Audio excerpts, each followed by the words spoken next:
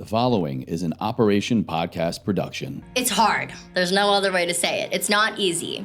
When I'm having a bad day, the best thing to do is separate yourself from the problem or the situation and create space so you can see it clearly. That's what the third eye is. When you go into a Bikram class and you're trying to take that space for yourself, there's nothing else in life that's going to be harder than that class. I'm not even joking. I feel like you are really kind of this yoga community, yogi royalty. Royalty, the definition of it for me. It's not even about highlighting myself as, this yoga expert, but it's the voice that I can share and the message that I'm trying to convey through the yoga. What's interesting is this sequence of yoga has actually been around in this country longer than any other kind of sequence. It's the most popular because of the franchise and the standardization in 40 years. So it's interesting because I feel like now we're going back and re-educating in comparison to like what is out there now. And the difference is hi guys, Laju Choudhury here. Welcome to Ever Forward Radio. Let's get hot.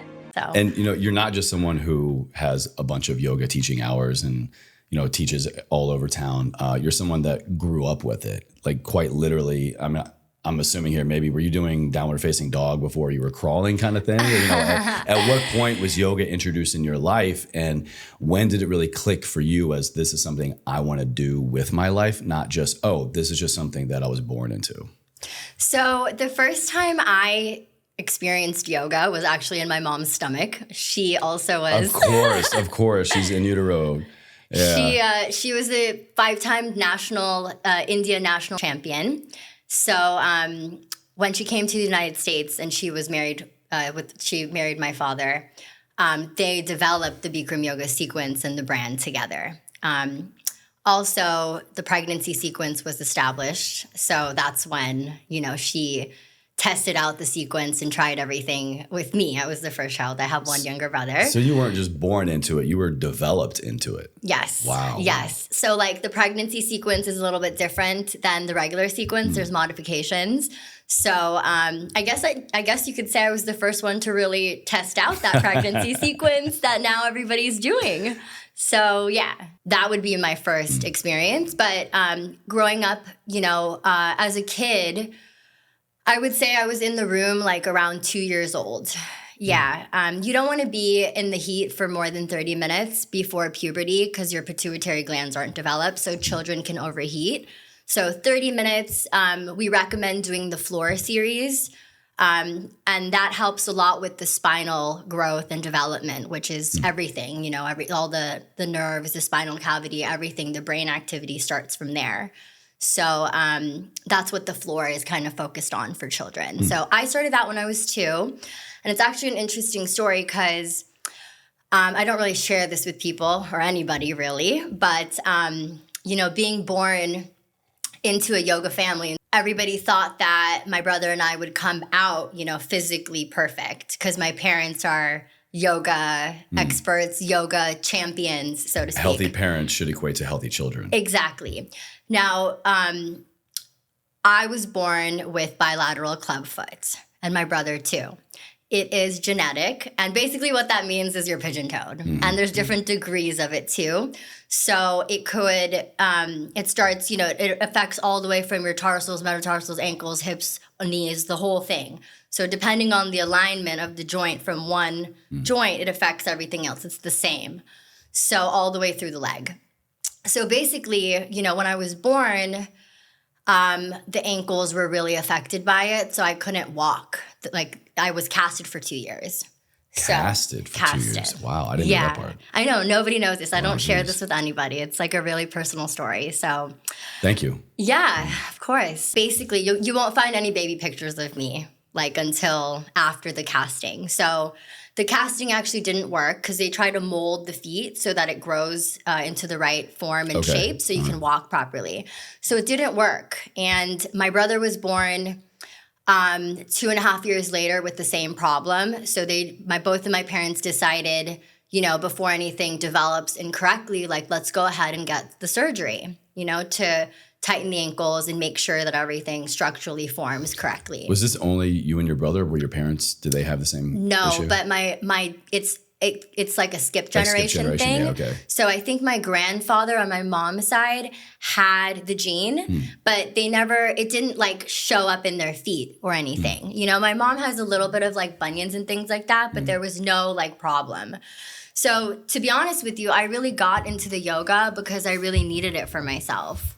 And, you know, it wasn't until like 13 when I practiced all the way until, you know, middle school pretty much regularly after school. The alternative to surgery is yoga, right? People want to go to yoga if there's an injury or a tear or something.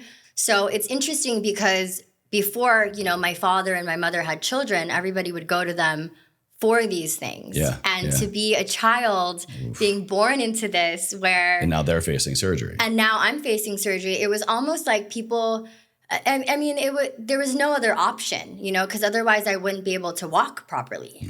So I'm actually grateful that I was born into this, because had I not had the yoga, you know, be there my whole life for when I needed it, for when my feet feel tight.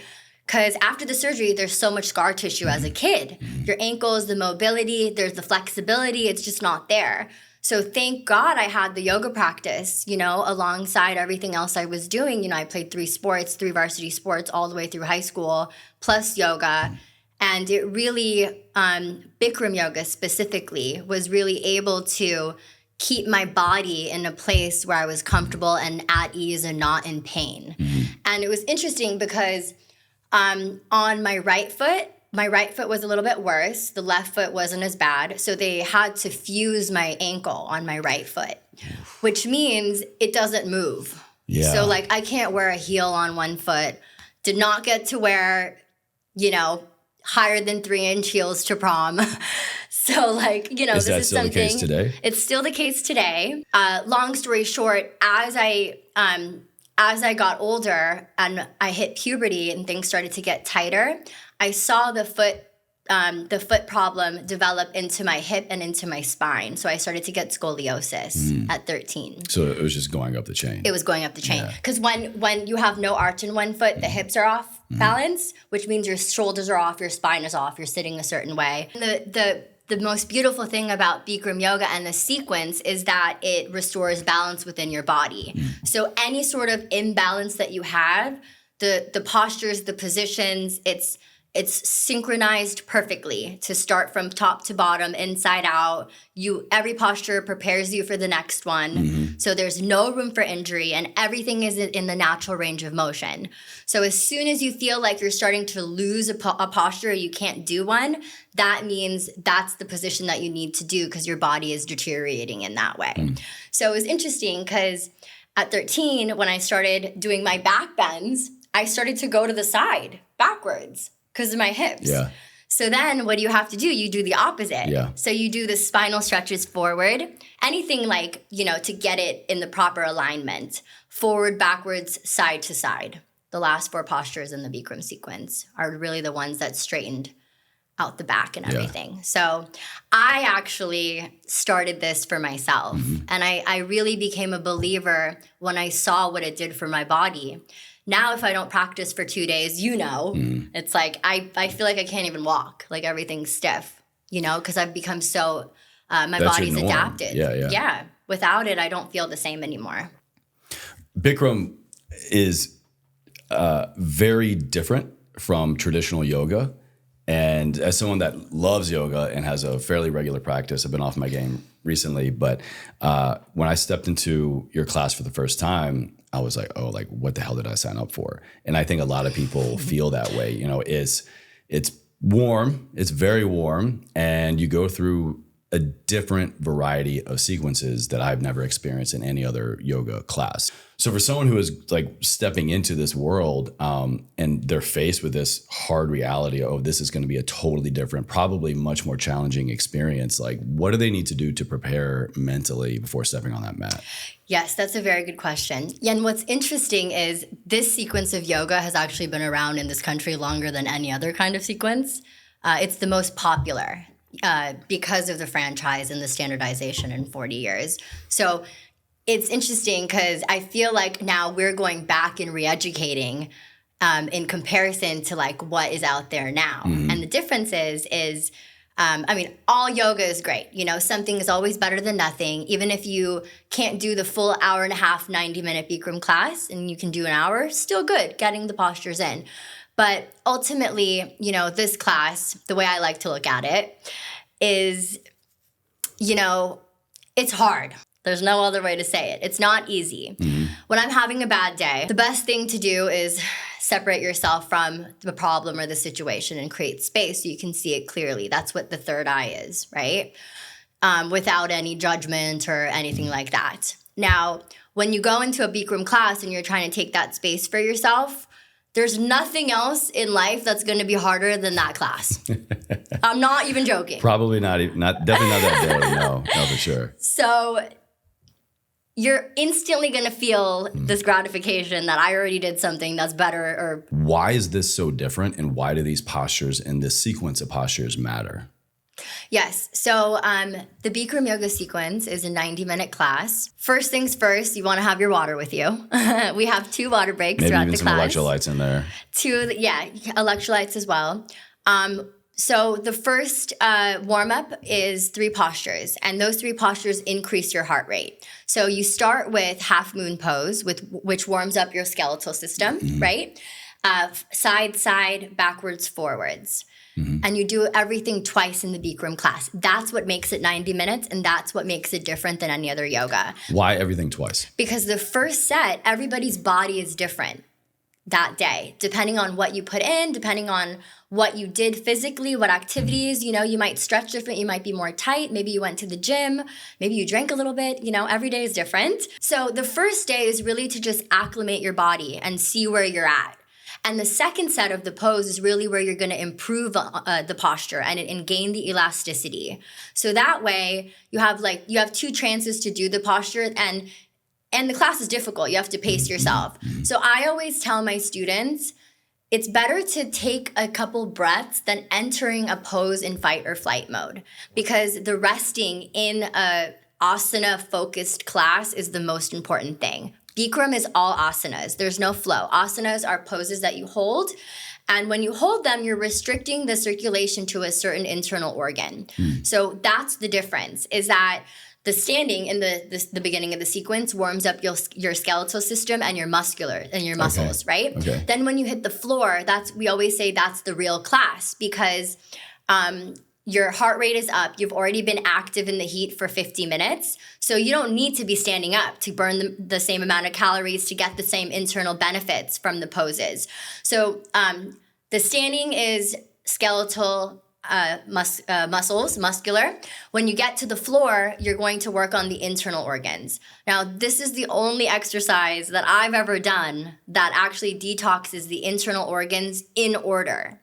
So you start with Pavanmuktasana, wind removing posture, right? You do your ascending colon, your descending colon. You're holding for 10 seconds, releasing for 10 seconds, and then you rest for 10 seconds. So when you do the posture, whatever gunk you have in whatever organ that needs detoxifying, right? If you do fixed firm posture, Supta Vajrasana, that detoxes your spleen. So each pose is relative to an organ. How do we know this to be true? How do we know by just positioning the body, going through a movement, holding a pose, we're actually affecting things internally like our organs? I mean, there's medical science and testimonials. We have studies proven, but also, if you're compressing, you're restricting the blood circulation to getting to that organ, right? Okay. Then when you release the circulation, that's when the push happens. It's like a pump. You get extra flow.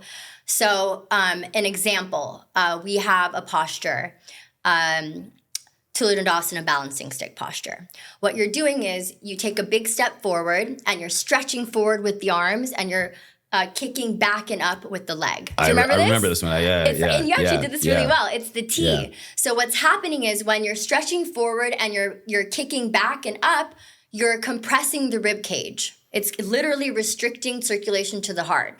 And then when you release, you feel that rush right away. It's only 10 seconds. You do. You feel dizzy, right? Mm-hmm. So over time, you're going to feel the difference also. Yeah.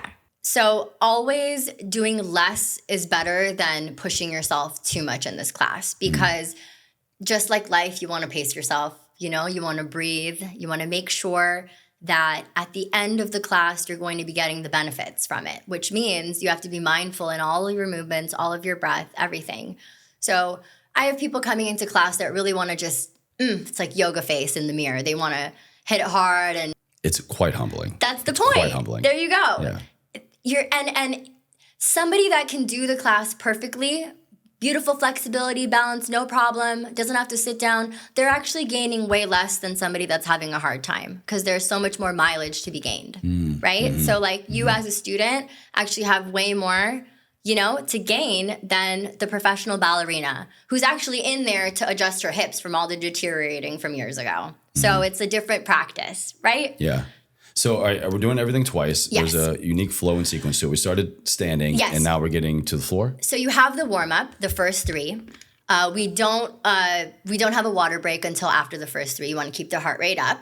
So you do half moon, then you do awkward posture, the ones warming up the hips and the knees and the ankles. Remember that? You going down 3 steps with the arms. Yeah. And then you do Garvasana eagle pose, which warms up the major joints in the body. So after the warm up, you have a water break. Then you do the balancing series, which is all one-legged postures. Those increase your heart rate, gets your blood circulation. More likely to feel dizzy in those, which is okay. They are, depending on, the person, I love the balancing because of my feet problem, the imbalance. I like to actually work on the one that's weaker to see if I can get them. It's a way to test, your balance and the internal balance within the body as well. Balancing, and then you do the separate legs, everything split leg. There's 3 of each in each like sequencing for the standing. And then once you get to the floor, you do the Pavan Muktasana to detox the ascending, descending colon. And then you do the spine strengthening, which is, in my opinion, like this is my expertise because I had the spinal problems. Let me explain the spinal series a little bit in detail, okay? Please. So you start with cobra posture. Cobra posture, you put the arms underneath, the hands underneath the shoulders, and you come up 90 degrees, right? And just 90 degrees. So there's enough compression in your lower back. So once you release the posture, you lay there, blood circulates to the place that was compressed. You do it again, twice. Then you move to the upper back, right? Once you get to the upper back, your arms are underneath. But one leg goes up, second leg goes up, both legs go up, 10 seconds. Look, it's all about the breathing also. The breath is the most important thing, especially in the asanas. When you're holding it and coming out, you want to make sure inhale when you go in, exhale when you're coming out, or vice versa, depending on the pose. Now, what's interesting is, so there's 4 in the spine strengthening. You do the lower back, the middle back, and then you do Purnasalavasana full locus, which is the middle back strengthening. You bring arms, legs, head, chest, everything up, hold it there for 10 seconds. You don't even need weights. Try to do that for an hour or a minute even and see what happens. You don't even need dumbbells or anything. You just need to hold your arms and legs up and you're going to build the same amount of strength, straight up. And then you do, after the center of the spine, you do it twice, you rest. Then we do the entire spine. So each individual part of the spine is warmed up before compressing the entire 360. Okay. Now, a lot of doctors tell us, if you're having neck pain, don't go backwards. I mean, you're having neck pain because the muscles are tight because you can't go backwards. So we always encourage whatever you can't do a little of, so that eventually you're going to be able to gain that mileage back. So the spine strengthening, I have a lot of clients that come to me that have lost mobility or have tightness. Or if there's an injury or like a fusion or something in the spine, right? It's important to have that break and the 2 sets so that the blood goes to the right place to heal. Yeah, pain. In a lot of other yoga classes or just, working out, I've noticed people will be prompted to, hey, if you ever get into a range of motion or a movement and you experience pain, stop, don't do that. In Bikram, I've noticed when you get to pain, you kind of encourage to stay there a little bit with it. Yes. Why is that? Yes. So here's an example. In stretching posture, your legs are out, you're holding your toes, right? You're pulling on your legs. Yeah. And the goal is to touch the feet to the head to the toes, which every human body actually physically can do. We just lose that amount of elasticity in our spine over time. As a child, you'll see you can do it right away. Now, there's a difference between a sharp pain and a muscle like pain, right? If you're sitting there pulling on your legs, it's hurting underneath, keep breathing. That's where the tightness is. You need to acclimate in that position. So are we really saying pain or just discomfort? Discomfort, I would say. Look, if there's a sharp pain in any way, we always say ease off of it. Don't put too much onto it. There could be something wrong there, you know? But if you're coming back from a surgery or a recovery of some sort and you're feeling some pain, that might be more normal just because you're gaining back the tightness that was lost from whatever procedure you had. There's a difference. Now, if you're sitting on your hips or you're sitting on your knees and it's like a meniscus pain that's really sharp, you know, that might be something different. But we've had this woman came to teacher training last time and she had a torn meniscus and she just did not want to go get surgery. So she did the class, no problem, and she's maintaining the whole thing, no pain anymore. Wow. So what happened was the alignment of the postures, the positioning of the postures realigned whatever was going on inside. And you're doing 2 classes a day for 9 weeks. So that's enough to alter the body. Yeah. Where did this sequence come from? Was this something that your parents just were trying around a bunch of different stuff and like, oh yeah, like this is the one that we really like? Was there, you know, some like ancient discovery? You know, where did all this, you know, because it is so specific and so sequential. Where did this sequence come from? So my dad was actually a bodybuilder and he crushed his knee a long time ago in his teens. And he had been exposed to yoga as a young boy. So he ended up going back to his guru and practicing and rebuilt his knee. So it took him 9 years to put the sequence together. There's 2,000 yoga asanas out there. And he picked up a piece of it and put it together. So asanas are poses. Postures. Postures, yes. Okay. So out of 2,000, he came up with 26. With 26. Yes, and put it together in the sequence that worked for him to rehabilitate his body and his knee. And it's worked. It worked for Kareem Abdul-Jabbar. Quincy Jones, he had opened his studio on Camden in Beverly Hills. Quincy brought Kareem to class after he retired from the Lakers the first time because his cartilage was all busted. Certain poses, fix firm is the fixer is what we call it. Because the more that you do the pose that you need, there's regrowth that happens within the body in the places that need it. There's blood circulation, fresh oxygenated blood going to that part that you're holding and positioning. The release is the most important thing because that's the growth. Just like when you're sick, right? You need to rest. You need to drink water. And that's the only way to heal your body. Imagine it's the same thing with the cartilage in your knee, right? It's alive. Yeah. Same thing. It is, yeah. So you got to feed that place that needs the love. So what do? You pump. Same thing with the joint, right? So after doing yoga, he healed his knees, came back out of retirement and broke all of his records. Oof, so yeah. And it's in his documentary too. Yeah. He's doing an eagle posture in there. Him and Joe Johnson, who is also a student, they are actually working with the NBA to put hot yoga rooms. There's yoga rooms in the facilities for the training centers, but they're actually heating the rooms now. I think there are 6 of them that have been heated. Yeah. So do you think that there's a place for hot yoga, Bikram yoga? Actually, let's go back. There is a difference between hot yoga and Bikram yoga, correct? Yes. Hot yoga can be any style that's heated. Okay. Bikram yoga is the 26 and 2 breathing exercise. So Bikram is temperature and sequence. Hot yoga is just temperature. Yes, and we have a standardized dialogue that is exactly verbatim. Every teacher knows it. It's the direction. A yoga script. It's a yoga script. From what you're doing, how you're doing it, why you're doing it. Every fingertip to the muscle, to the literally to the breath, all the way down to the T. Okay. So that when you go into a regular 26 and 2 class, there's other studios that have adapted our form, but maybe are not aligned with us, with our brand. They might do things a little bit differently. The dialogue might be different. Now, the dialogue is the key to everything because that is what maintains the timing of the postures. So if you shorten a few of the words, it shortens the pose. So that's when you'll know that you're like really walking into a specific like Bikram class is when you hear that proper dialogue. Who can benefit most from Bikram Yoga? Is this for the stay-at-home dad? Is this for the professional athlete? Is this for somebody, working through an injury? What does Bikram have to offer for certain types of people? I mean, it's literally for everybody. Like the kid, if you're a child and you want to maintain your body, all the way until you're 80 years old, keep doing Bikram Yoga. You're not going to deteriorate. You're going to keep the flexibility. You're going to maintain that health and that mobility, which is going to keep you feeling good, ultimately. Anytime you get tight, that's when people get in a bad mood, I feel like, So, yeah, keep it loose. Injuries, we're recommended after surgery to go in and do Bikram Yoga. Obviously, after, you have doctor clearance and stuff like that.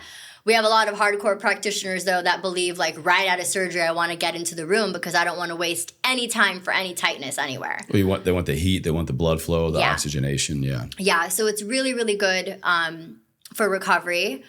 Also, I mean, for your mental health, like I said, I've gone through so many ups and downs. Nothing is easy. And I feel like challenging myself in the class is really what builds that discipline. And over time, that discipline leads to the most positive attitude because you always find a way out of anything. I know that you kind of travel the world teaching this and teaching to students, teaching to other teachers. What's different for you when you're leading a class, teaching a group of people here to do hot yoga versus someone who's there to like learn from you and then kind of go on championing this brand? Yeah, I mean, it's really interesting. I'll give you an example. I won't name my client because he's pretty well known, but he's elderly. It's me. Oh, elderly. Damn, I spoke too soon. 50 years from now. Yes, we'll repeat that.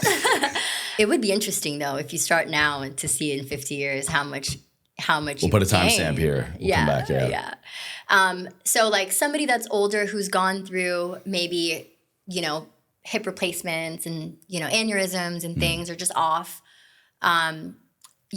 They might need assistance in figuring out how to get up off the ground the most comfortable way if they fall, and then how to strengthen those parts, to make sure that if it happens, it doesn't get re-injured or things like that. So it's a different sort of class when I have a client like that. Okay.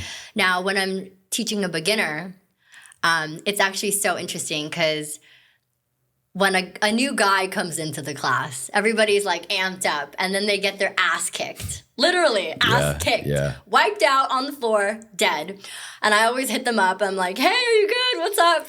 No answer for that day.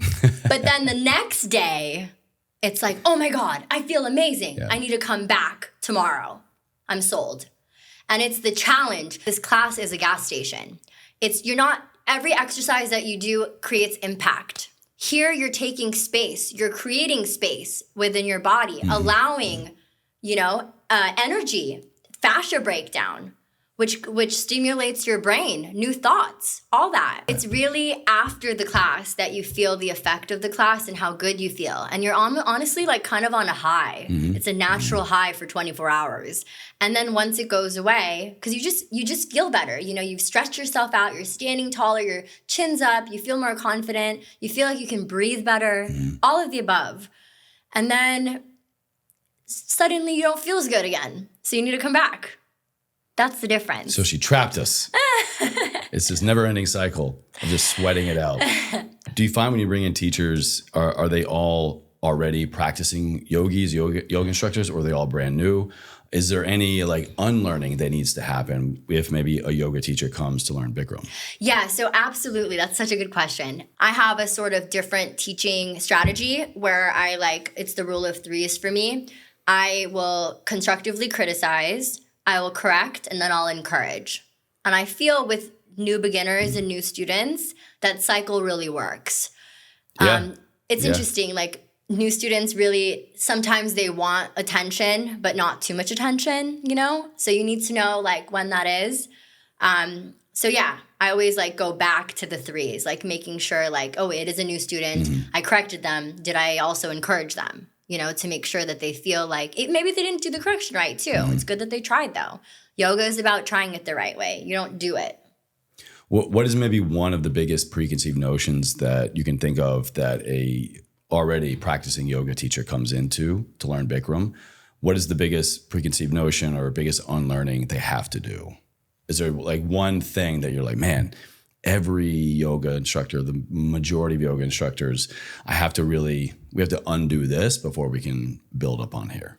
Yeah, I mean, I think it's really about, being the best student that you can be. And it's not about accomplishing a posture or finishing the class better than somebody else. It's not about that. Is there like one thing that you find most common when you're teaching to other teachers to become Bikram teachers that's like, oh man, like anybody that goes through this yoga training? No, see, most of our students that come to teacher training have been trained pretty well from a studio that's affiliated. So they've at least done 6 months of yoga and have a recommendation from, there's a process. There's a screening process. So walk us through. So not just anyone can become a Bikram yoga teacher. There has to be an application, a process. Yes, there's an application process. We have around 1,100 studios worldwide. And we have two trainings a year in Thailand, and they're 9 weeks long. Now, the reason for the 9 weeks is because, like in India, when you go on like a journey or like an ashram, right? It's really about separating yourself from your life so you can immerse yourself in what you're doing and really take advantage of the experience. You do your karma yoga. Sometimes you trade duties for services, all of that sort of thing. Now, we really wanted to recreate this sort of format, but also with the boot camp and the Bikram, right? So we have the 9-week process, but in the meantime, you're also doing 2 classes a day, morning and night. You're learning about the Yoga Sutras, Patanjali, Mahabharata. What are these? These are all the scriptures. It's all theology, yoga theology. Okay. So the Mahabharata is, it's kind of like the Bible for Hindus, I guess you can say. Okay. And yoga did come from, India, is from Hinduism, but also now has become so mainstream. It's, in yoga sport, it's about to be in the Olympics also. So we do try to teach a little bit of the history as well, but it's also going into, the modern age too. Yeah. So, yeah. I love the theology aspect. I love the approach to life, the mindset part of yoga. Can you kind of share with us some high level yoga theologies that you have found to maybe influence class, influence posture, influence your life? Yeah, absolutely. I mean, look, the ultimate destination in life is self-realization. What does that mean, right? It means understanding your own spirit. Now, there's a misconception. People think, you practice yoga, you're a spiritual person, you don't believe in religion. There's a separation. I don't think that's true. I think, being a spiritual person means, and mindfully means recognizing what it is that feeds your spirit to make you the best version of yourself. And if that means going to temple or going to church, brings me that peace of mind and gets me to that enlightened place, there's nothing wrong with that. I actually encourage it. I love learning about different cultures and religions. I actually took a class about Judaism. I love going to mosques when I travel. I just, it's all or nothing for me because everybody, it's yoga means union. And without understanding each other, there's no way we're going to ever get to one place, all of us. And I think that's the third eye. You see something for what it is and try to make the best of the situation, no matter what it is. That's just how you have to come out on top. What has been a yoga theology or a yogi practice that you find yourself going back to more often than others when life's adversities come knocking on your door? I mean, I always go back to the class. The flow of the practice. The actual class. The physical part of it. Yes. Being in the room is my meditation. People ask me all the time, do you meditate? I meditate when I'm in there because I'm not doing anything else or thinking about anything else besides what's going on here. That is my meditation. That is where I gain my sense of peace after I come out. And it's not necessarily your standard definition of meditating, right? But, the theory is Hatha yoga, there's 8 different kinds of yoga. Raja Yoga, Karma Yoga, Hatha Yoga, Kriya Yoga, which is Paramahansa Yogananda, the breath, right? To get to that point, you have to be able to control your body and breathe through the pain and the discomfort. So if you think about it, Bikram Yoga, Hatha Yoga is almost like a stepping stone to get to the place where you can sit still and not be disturbed by anything. Most of us can't even sit still cross-legged for 10 minutes without feeling uncomfortable. So maybe shift into kind of like what you and your brother are doing with like the business side of it and kind of more like put your entrepreneur hat, your business hat on. Yes. So Bikram Yoga has been around since the 70s. We've graduated 17,000 teachers. 17,000 teachers. Wow. Yes. Wow. Since 1993. Some of our trainings had 500 people twice a year. So those were like big ones. Big ones. Yeah. My training had 456. You're teaching that many people at one time? No, I had my group, my training was that many. So we graduated. Okay. But I am teaching that many people too. I've taught like thousands of people. Oof. It's been around for 50 years. We've had 17,000 teachers in the span of 50 years. Globally, yes.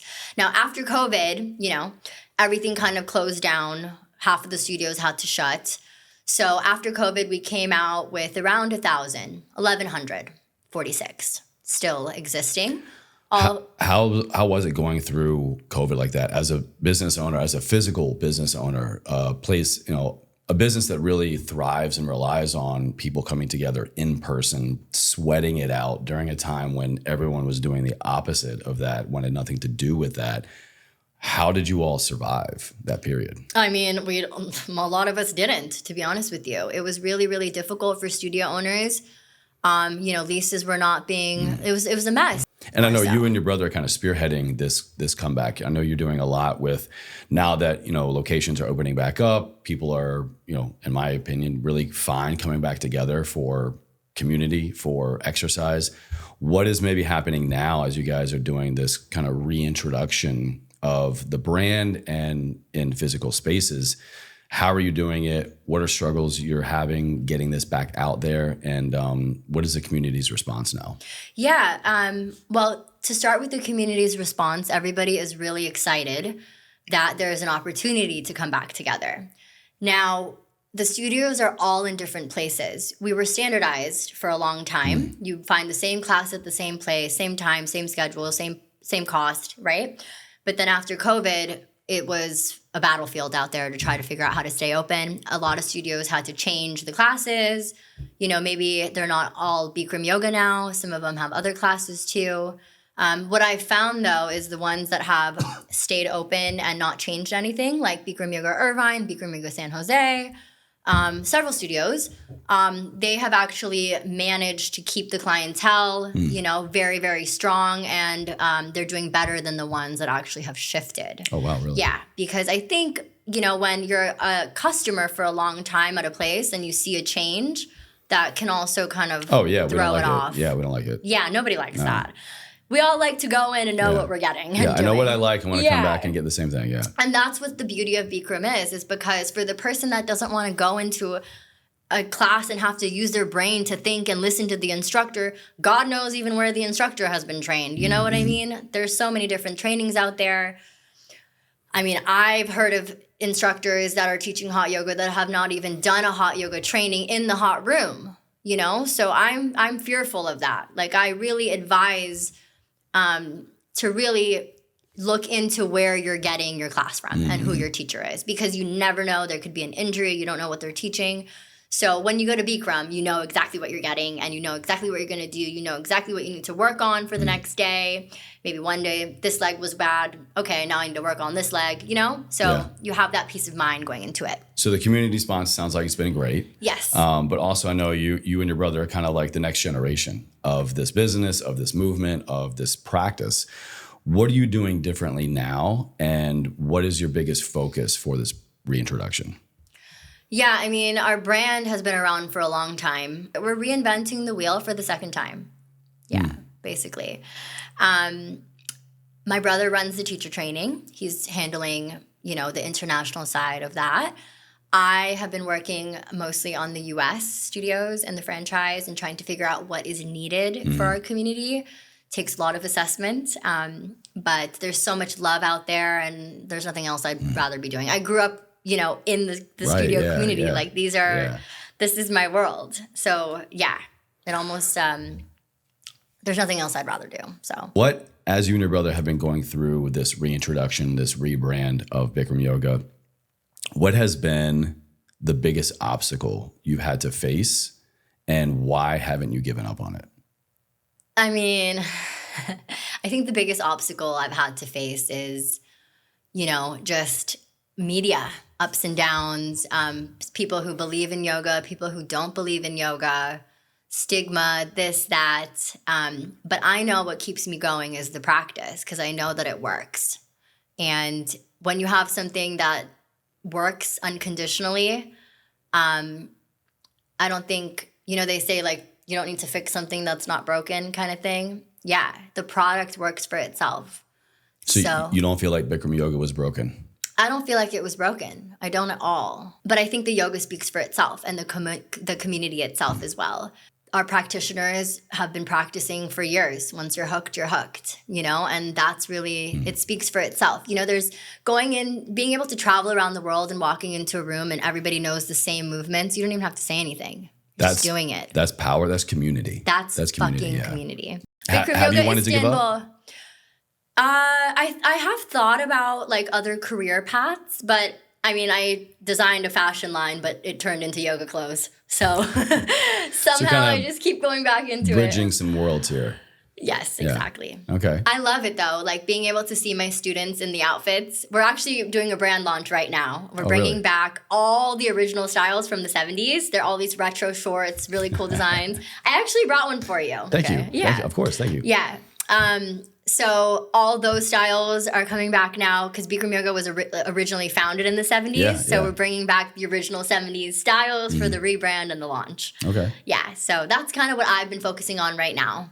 Was it expected of you? I think when there's any family business, there tends to be an expectation of, I created this business, I'm going to pass it off to the next generation, my children.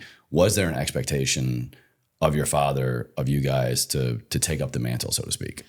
I think there definitely was an expectation, but the good thing about my journey is that my parents never forced me to do the class. They definitely encouraged me until high school because of my foot and my problems and just puberty and growth and development. But that I did on my own. Then there was a period of time where I didn't practice consistently at all, like high school, college, kind of early college. Were you trying other exercise modalities or just kind of being a teenager, I was just doing busy. life? Sports, I also cheered. I played soccer. I was like just busy with other stuff. But I always like went back to the yoga when I felt like I needed it. It was always there for me. To be honest with you, it's the most real relationship I've ever had with anyone or anything. Really? Yeah. Yoga. Because it's always there, Sometimes I really don't like it, don't want to go, don't want to show up, but you need it, And then sometimes you don't know that you need it and it's there for you. And then other times, it's giving you the love that you need. Sometimes it doesn't. It's really a relationship. Yeah, and it's truly. there. It's still there. Sometimes you don't even want to acknowledge that it's there. It's like, I need a break. Yeah. No, then I need it even more. You know what I mean? So I actually... the expectation The part? expectation. Yeah. So what happened was I ended up going to, I think it was like EDC or something. Whatever. It's very on brand for you. Yeah. Something like that. Were you teaching at EDC? In my 20s. No, but maybe I will do that soon. That would be interesting. Yeah. Yes. Yeah. Burning Man maybe too.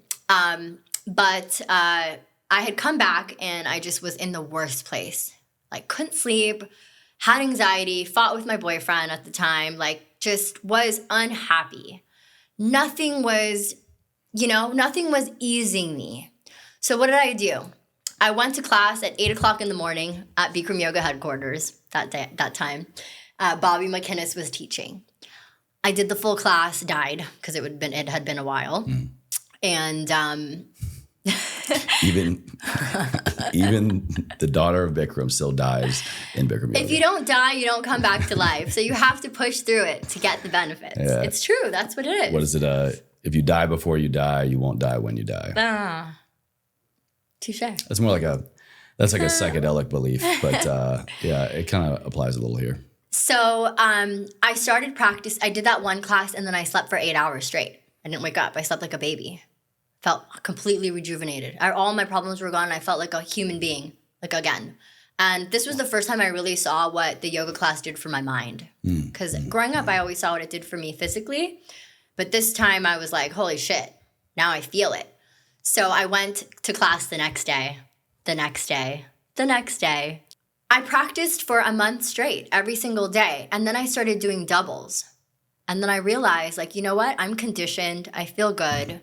This is my time. So my dad was in his room. I go upstairs. And I was like, Baba, I'm not doing much right now. I've been doing yoga every day. Now 2 classes. I've done 6 doubles. Can I do teacher training? I straight up asked him. He literally looked at me. He's like, huh? Really? And I was like, yeah, is that okay?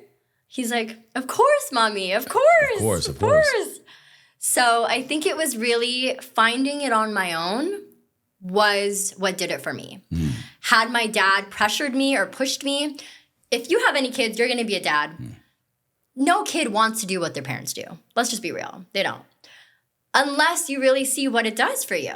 And I became a believer in my own way, even though it was always there for me. Ooh, I like that. I like that. And how can you teach what you preach if you don't actually believe it, So. Kind of getting towards the end here. I'm curious, what would you say to someone that wants to come back to Bikram that hasn't been for a while for whatever reason? How would you kind of let them know that, hey, there's a new generation here, there's a facelift, but there's the familiarity of the poses and the practices and the conditioning that you have come to love and enjoy, that your body and your mind really appreciate? Because I feel like you're kind of on both sides of the fence now. It's a reintroduction in bringing people back into Bikram. Yeah. But you're also going to be bringing in a lot of new people that are just finding Bikram for the first time ever. Right. So how are you bringing people back at the same time bringing new people in? You're kind of bringing like this funnel in of 2 different worlds. Yeah. We have a list of brand ambassadors who, I'm telling you just off the bat, there's some athletes. They are going to be advocates for this yoga and kind of help facilitate this into the next generation, reintroducing it. I do believe that's the best way to go about this. You got new champions for the brand. I got athletes, that are going to be essentially ambassadors. I don't want to name them right now. Oh, of course. Yeah, no. But the time will speak for itself. Also the studios that are going to be aligned with us, they're going to be going through. They're going to have marketing, all that stuff that's going to come with the new franchise plan once it's implemented. So I think it's really up to the existing community to encourage and support the newcomers that are coming in. Because it is a little bit intimidating, to go into the Bikram room, someone that's been doing it for 30 years, you don't know what you're doing. But everybody in there has been at the same place that you're at one point or in time. And everybody is there to encourage everybody and work through it. It's not easy. It's never going to be an easy class. Let's just put it that way. Even for me, every day is hard. Every class. But you pace yourself. Do a little bit less one day. Don't push yourself too much. It's okay. Then the next day. In training, we always tell them, you're going to have a bad week, you're going to have a good week. The good weeks are actually the ones you feel good, but you're not gaining anything. The week that you're tight is when the muscles have torn, your joints are opening up, you can't move. That's the changes happening. That's the time that you put in. Well, I'll say this, Laju, having gone through a couple of your classes, you're an incredible teacher. Like you are so present individually, so present with the group. The way that you prompt, cue, constructively criticize, coach, and encourage. Did I get it right? It was, I can't remember what you just said. It was constructively criticize, correct, and encourage. Exactly. Yeah. You do them all so well. And as someone who has come into Bikram yoga classes, having done a lot of yoga, a lot of other strength training, a lot of just, exercise, and still being humbled, but then also feeling empowered at the same time, I think is something that everyone would appreciate. So just want to say props again to you. You're so good at what you do. I love how you do it. I got so much out of the classes. I don't know if I can commit to regular Bikram yoga just because it is so much. But twice a week. I Start with honestly, twice. personally, I found my body, my journey in like healing old injuries and just like my preferred like feeling in my body. I have this great balance of training, regular physical activity, but man, if I do yoga at least once a week, ideally twice a week, that is everything. I feel my best, perform my best. I can get back into life, get back into weight training, and I am just like on. I feel so much more fortified and strengthened in my body. My mobility's better, my mood's better, my sleep's better. So I'm going to take this as an opportunity to have an incredible teacher encourage me and remind me again to get back to the things that I just said really influenced my life in a positive way. And I know that you're so good at it. So I would love to see you back out there. Thank you. I appreciate that. And you're a great student. I know, I mean, it's hot in there, and it's hard, but you came out, you felt so good afterwards. So. Yeah. And it's also great too, to kind of look to your left and to your right and see people like, all right, he's doing a little bit better. Like, oh, she's not that great. So you kind of feel like I'm doing okay. I got room to grow all at the same time. So a question I ask every guest is, bring it back to the theme of the show. Ever forward. The whole point of this show is for me to continue to learn ways from community leaders and experts and authors and scientists and just amazing people that I find in life, but also to help my audience, extract something in their physical, mental, emotional, spiritual well-being to help move them forward and to keep living a life ever forward, I say. But I want to get your interpretation. Ever forward, those two words. What do they mean to you, Laju? Yeah, it means forever moving forward. And that's completely aligned with what we do with Bikram. Always forward thinking, trying to come out on top. I believe, I believe in what you're doing. And I believe in what you're doing as well. So there's never a right or a wrong answer. I mean, I really feel that, strength comes into this moving forward. Bikram is all about finding the strength, building the strength, the discipline, and the positivity to keep moving forward with whatever obstacles you have. So there you go. It is. I love it.